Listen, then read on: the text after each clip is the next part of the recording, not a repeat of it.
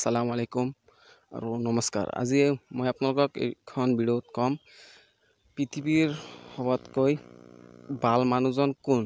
এই ভিডিঅ'খনত আপোনালোকক মানে গুগলত সাৰ্চ কৰিম আৰু পৃথিৱীত আটাইতকৈ ভাল মানুহজন কোন এইখন আপোনালোকে ভিডিঅ'ত দেখা পাব। তেনেহ'লে আপোনালোকে চাওক, মই কৈ আছোঁ চাওক আপোনালোকে ইয়াত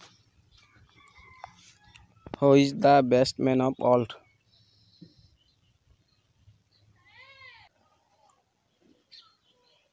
According to Javed Point, Muhammad is regarded as God's ultimate prophet in all of Islam's major sects. He is often regarded as the greatest individual who has ever lived. Muhammad is claimed to have been born in Mecca in 570 and died in Medina in 632 after being compelled to leave with his followers in 622. বন্ধুসকল, আপোনালোকে শুনিলেতো পৃথিৱীত আটাইতকৈ ভাল মানুহজন মুহাম্মদ সাল্লাল্লাহু আলাইহি সাল্লাম। আৰু আপোনালোকে ভিডিঅ'খন ভাল লাগিলে লাইক কৰি দিব আৰু বন্ধুসকলৰ দেখাৰ সুযোগ কৰি মানে এটা শ্বেয়াৰ কৰি দিব। আপোনালোকে চালেই মানে who is the best men of all, মানে পৃথিৱীৰ আটাইতকৈ ভাল মানুহজন কোন।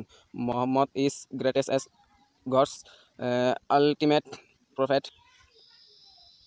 আৰু আপোনালোকে ভিডিঅ'খন মানে বেছিকৈ শ্বেয়াৰ কৰি দিব আৰু লাইক কৰি দিব আৰু চেনেলখন ভাল লাগিলে মানে সাবস্ক্ৰাইব কৰি থব আৰু ভাল ভিডিঅ' পাবলৈ মই আশা কৰোঁ আপোনালোকে সকলোৱে সাবস্ক্ৰাইব কৰিব বুলি।